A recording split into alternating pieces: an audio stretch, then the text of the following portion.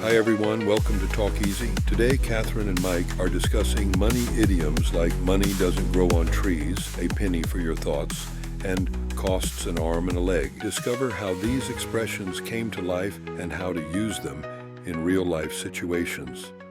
Let's get started. Welcome to this deep dive, where we'll be exploring, the fascinating world of financial idioms, those colorful sayings we use about money. Yeah. Like, money doesn't grow on trees or costs an arm and a leg. Oh, yeah, of course. We're going to unpack 3 of them today using a stack of articles and research that you provided. Damn good. I'm already curious, have you ever stopped to think about how the language we use around money might actually influence our financial decisions? It's a fascinating question, isn't it? These seemingly simple phrases often act as windows into our cultural attitudes towards wealth spending and even the value of an idea. Exactly, and that's what we're going to uncover today. Okay. Our first idiom is one that's practically ingrained in our collective memory. Okay. Money doesn't grow on trees. Oh, a classic for sure. Yeah. And on the surface, it's a reminder that money is a finite resource, something you have to work for and manage carefully. Right, like in this example from one of the articles, someone's talking about splurging on a whole bunch of new clothes, and their friend cautions them with, hold on. Oh, yeah. Remember, money doesn't grow on trees. Right. It's almost like a gentle reality check.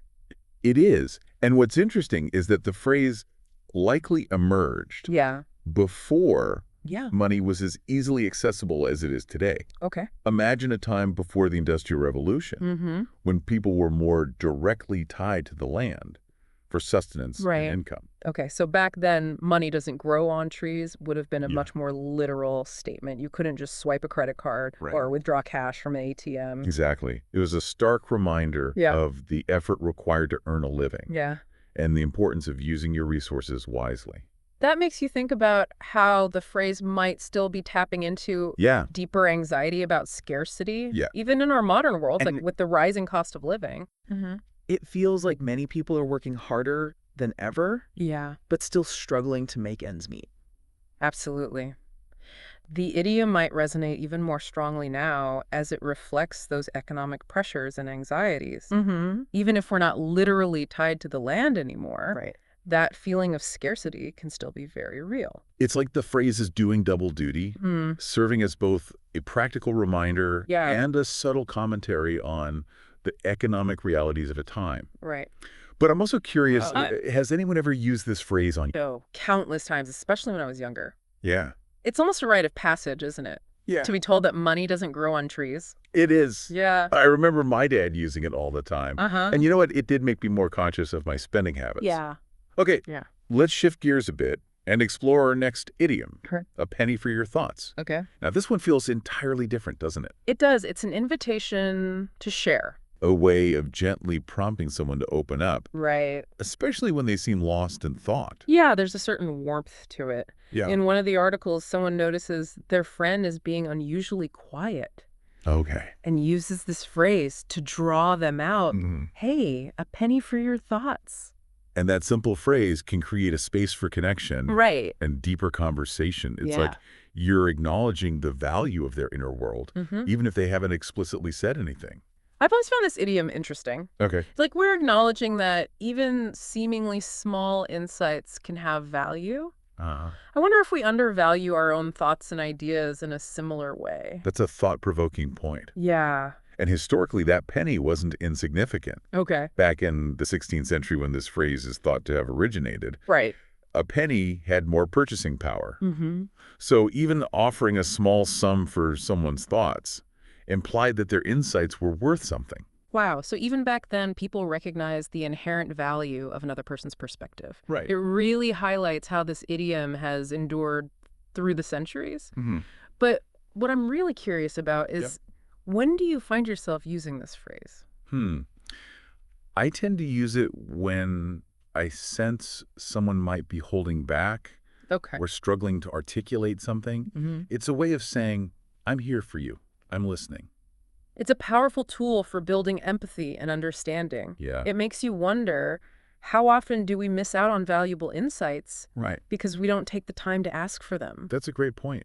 It's a reminder to be more curious and open to hearing what others have to say, Yeah. even if it's just a seemingly insignificant thought.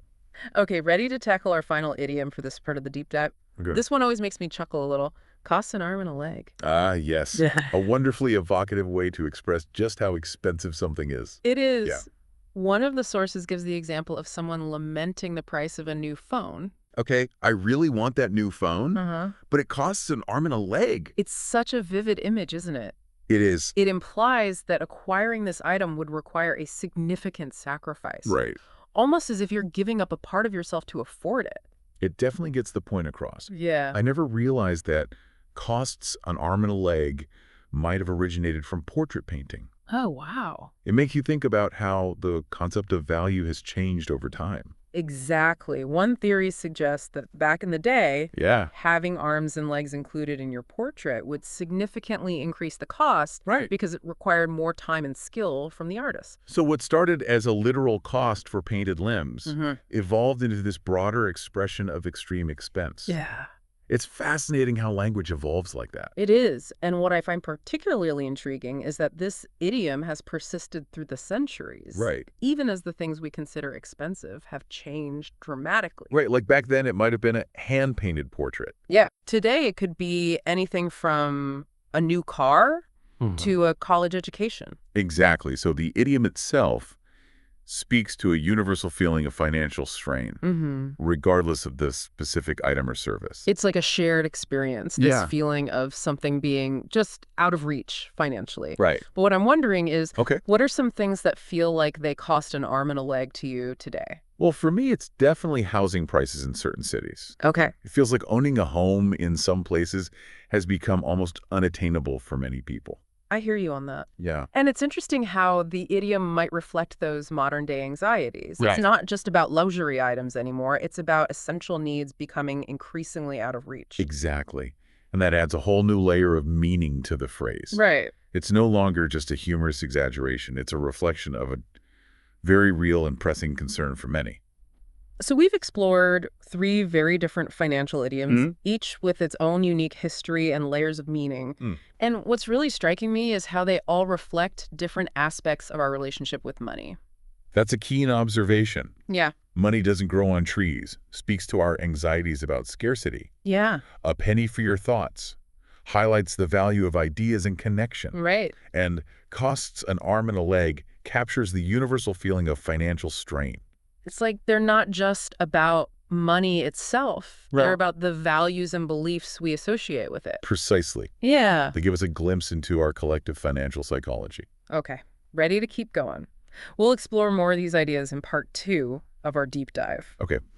You know, as we've been discussing these idioms, it's striking how they often operate on multiple levels. Right. Take money doesn't grow on trees, for instance. Okay. It's a practical reminder about financial limitations, but it also hints at a deeper anxiety Right. about scarcity and the effort required to build wealth. It's like the idiom is doing double duty, conveying a practical message and a more subtle cultural commentary. Right. Which makes me wonder, do these phrases also shape our behavior in subtle ways? That's a fascinating question. Do they reinforce certain financial habits or anxieties? It highlights how language can not only reflect our attitudes, Right. but potentially influence them as well. Yeah. Think about it. Yep. If we constantly hear money doesn't grow on trees, do we become more risk-averse or hesitant to invest, Right. even when it might be beneficial? It's almost like a self-fulfilling prophecy. Yeah. We internalize the message of scarcity and it impacts our financial decision-making. Exactly. Yeah. And that brings us to another intriguing aspect of idioms, their adaptability. Okay. They can be used in a variety of contexts, Right. often with a touch of humor or irony. Oh, absolutely. Yeah. I can imagine someone jokingly saying, well, a penny for your thoughts, Professor, Oh, yeah. to a friend who's clearly daydreaming during a boring lecture. Right. It takes on a whole new meaning in that context. Precisely. The idiom becomes a playful way to poke fun at someone's inattentiveness. It demonstrates how these phrases can be both serious and lighthearted, depending on the situation. It's like they have a chameleon-like quality, shifting their meaning depending on the context and the speaker's intention. Yeah. Which makes me think about costs an arm and a leg. Okay. If we consider it in a modern context, Okay. what new anxieties or realities might it reflect? Well, one obvious area is the rising cost of living Right. in many parts of the world. Yeah. Housing, Mm-hmm. healthcare, Yeah. education. Mm-hmm. These are all areas where people are feeling the financial strain. Right. The idiom might resonate even more strongly today, capturing that sense of sacrifice Yeah. and financial burden. So it's no longer just about luxury items. It's about essential needs becoming increasingly unattainable Right. for a growing segment of the population. Yeah. That adds a whole new layer of meaning, doesn't it? It does. Yeah. And it reminds us that these idioms, while seemingly simple, Right. can be powerful indicators of social and economic trends. It makes you wonder what new financial idioms might emerge in the future, Oh, that's interesting. reflecting the challenges and opportunities of a rapidly changing world. That's a great question. Hmm. Perhaps we'll see phrases that capture the complexities of digital currencies, the gig economy, Yeah. or the growing awareness of wealth inequality. It's exciting to think about how language will continue to evolve alongside our financial realities. But for now, let's return to the idioms we've been exploring and consider how they might influence our financial decision-making. Okay. Do they make us more cautious Right. or perhaps more willing to take risks? It's certainly a complex interplay. Yeah. On one hand, Yeah. you could argue that the constant reminder that money doesn't grow on trees Right. might instill a sense of caution, Yeah. encouraging us to save and budget carefully. But on the other hand, if we hear that something costs an arm and a leg, Mm-hmm. could that actually make it more desirable? Oh, interesting. Like it's being framed as a rare and valuable acquisition, almost worth the sacrifice. It's certainly possible. After all, Yeah. scarcity often increases perceived value. Right. So the idiom might inadvertently create a sense of allure, Yeah. even if it's something we can't realistically afford. Right. It's a fascinating paradox. It is. The same idiom can promote both caution and desire, depending on the individual and the context. Right. Which brings us back to your earlier point about how language can influence our behavior. Exactly. Oh. It highlights the importance of being aware of the subtle ways language can influence our thoughts and behaviors, Yeah. especially when it comes to money. It's like we need to develop a critical ear for these idioms, understanding not only their literal meanings, but also the deeper cultural and psychological currents they carry. Precisely.